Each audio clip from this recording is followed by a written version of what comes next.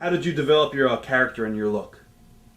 Another guy from Australia at that time looked at me, and I was almost bald headed, so I shaved my head, and he seen I had extra thick eyebrows even today, right? And he said, "Ox, why don't you roll your eyelashes up to where you look like the devil, and grow your mustache down where you got that devilish look, right?" And I accepted the idea from somebody else, and it got over big time, because wrestling fans, as you know, was funny. A lot of times I would go out there. We didn't know who was the bad guy or the good guy, but when they mentioned me, they booed me. I was the bad guy, right? Uh, when I was with the Stomper up in Calgary, they hated him. They cheered me all the time I was there. But because it was the Stomper, he was the number one heel. You couldn't be number one because he was already number one. What are some of your memories of your matches with Missouri Mauler? Believe it or not, because he was such a great heel himself, we were close to have a lot of. They wanted to work some angles from there, but he didn't really care for that because he liked to have a strong baby face because he would take fantastic bumps. And I don't know, he was twice or three times the state boxing champion, and he would actually jab and that there in some of his matches. And if he wasn't it didn't. It was like me and Ric Flair. We never had one match together. A lot of promoters wanted to put us together, but for some reason, I never wrestled the Mauler. I never wrestled Ric Flair. What are your memories of working with Dick the Bruiser? Dick the Bruiser was such a funny guy, and I didn't know at the time because if you check my record, I was never ever a stooge of any kind. Well, Dick the Bruiser in reality loved the stooges around him. He had 6 or 7 of them. Everything he did, he would report to them, right? Right. And so what he told me one time, because I worked for him over 3 years and I only visited him 3 times. One time he chased me out of. I didn't even talk to him because I drove on his grass and he was throwing things at me. Get out of here, you goof! Blah blah blah blah. He loved his grass, and a couple of. And so I never played up to Dick the Bruiser, and he loved my interview because at the time there was a guy called Bobby Heenan, and Heenan had been with him 2 or 3 years, and Bruiser said, "I got to keep him because he's my great interviewer." But the first time he heard me interview, I didn't come here to kiss kids and take autographs. I want to wait for someone to get on their hands and knees so I can kick them in the face. Anybody can kick somebody standing up, but Ox Baker likes to kick them when they're down. He said, "Bobby Heenan, you can go up to Minneapolis," which Bobby Heenan was glad to do it. He said, "Ox, you're my interviewer," right? And he took me aside, like the second time I visited him, he said, "I've checked you out." He said, "Me and you are going to have 60, 70, 80 matches." He said, "I never won a winner." So he said, every time, and that was another fallacy. A lot of people think we talk for hours about matches. Dick the Bruiser said, the same match every time will knock down a commissioner, break a chair with each other, and we'll both get disqualified. And so every time I wrestled Dick, the message always comes from the same thing tonight. What are your thoughts on Dick as a promoter? I guess. On who? Dick the Bruiser as a promoter. What were your thoughts on Dick as a promoter? Well, Dick the Bruiser, I got to tell you, Dick the Bruiser always paid me fair, but he had 50, 60 Mexicans around, and I know a lot of times for him to get $10 extra, he would take it out of them poor Mexicans, right? Because he had a certain fee he wanted for the night, and if he had to take it off, he never took it off me one time. I think he had me figured 3% of the house. I got that all the time, and I never seen him because I'd seen a lot of times he'd make the paper. Never would rub out the amount I had and write a different amount. Wow. Huh. What was the promotional war like at this time between Dick the Bruiser and the original Sheik? Well, you see, you got to understand. I'm going to explain it to you. There was a guy called Jim Barnett. He owned Chicago, Indianapolis, and Detroit. Right. He wanted to go with a guy called Doyle over to Australia. So he wanted to sell the 3 territories. So he went to Vern Gagne. Vern Gagne, I believe, gave anywhere from $50,000 to $100,000 for Chicago alone. Right. He went to the Sheik, and the Sheik, for because Sheik wanted to be number one in Detroit. He paid him some money.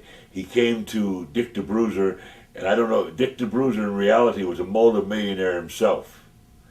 He said, Barnett, you get nothing from me, and you come around again, I'm going to knock you down. So he actually stowed that territory. Wow. You know, stowed it in the sense that Barnett was going to sell it, but he just took it himself. So 2 territories, Chicago, Detroit, and Indianapolis, were all bought or taken away from Jim Barnett, who went over to Australia. Did you get to meet, obviously you did, the original Sheik. What are your memories of the original Sheik? The original Sheik was one of the, like I said, after 20 years, the Sheik had got his arm broken at home, something that fell on him. Well, the doctor checked it the night he was going to wrestle me, and he had a bone sticking out of there. And they said, we set the bone wrong. He said, we're going to take the cast off in the middle of the week. He said, we're going to fix that bone. So I was sitting there and I was listening. I said, what if I went out there, I had the doctor sitting there, I will take the chair that the Sheik is going to pound the hell out of it. Right. And I'm going to break that cast off his hand where you can see the bone sticking out. And the doctor's going to, and the Sheik really, that's a great idea. So we went out there, cast off, the doctor had to stop the match, and the Sheik had to give me his belt.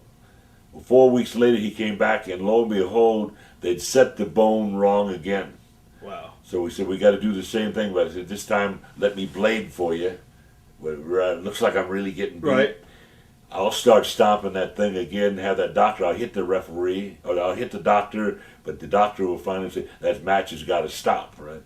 So we did that a second time, and his houses, the Sheik had wore out the territory in reality. They was drawing about $6,000. We got it up to $19,000 again. Well, I just did a great match with Harley Race in Texas, where we set a record in Texas. Right. Because he went down with a hard punch. They were going to carry him out. They realized that was barred from the match, and they was going to give me the world belt, but they said because I cheated with the hard punch, blah, blah, blah. So I said, well, let's do that with Harley Race up here, and the Sheik demanded that he wrestle. I said, Sheik, you have wrestled him 6 or 7 times. Give them somebody else. I said, I'll drop your belt in a couple more weeks. And he said, no, I got to wrestle Harley Race. He said, but I'll give you a semifinal. I'll make you some money. I said, don't put me on the card, because the thing with that idea, the way we had it set up, was going to do nothing but lose money, which it did. Right. And I wasn't on that card. But the Sheik was the first gentleman or first promoter that ever asked me if I had an idea, which worked.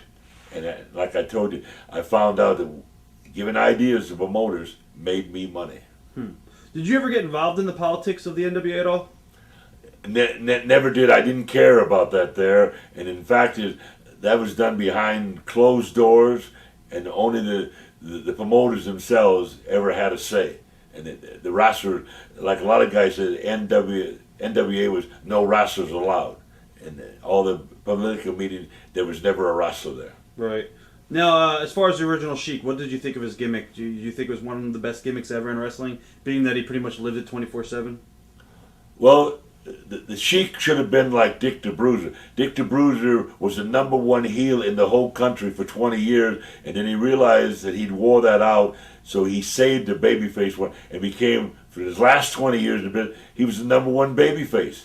The Sheik would not let up on that gimmick of his, right? Right. Okay, after 20 years in Detroit, the people had figured him out. And in fact, they was real surprised that the 2 times that I beat, they couldn't believe that. And I said, Sheik, if you would just loosen up a little bit and become Mr. Nice Guy. He just said, I can't do it, Ox. I got to be the Sheik. And his territory just went down, down, down, because he wouldn't. A lot of times, you can't buck what's going on. You got to change directions, which I think if he did, he'd been more popular than ever. Getting back to the original Sheik, let me ask you, was he very unpredictable, and how big was he on kayfabe?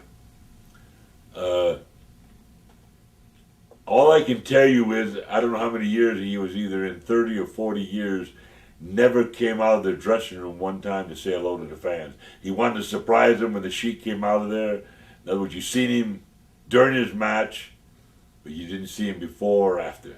Right. Now, a lot of guys, like myself included, I found out because you couldn't sell merchandise. I have autographed pictures at the time where I was trying to supplement my income by selling autographed pictures on the side. The Sheik was a loner, and like I said, I think he made a mistake of not switching to babyface when he should have. He had a better career, but if a poll was taken up, probably the most ornery, terrifying guy of all times would be the real Sheik.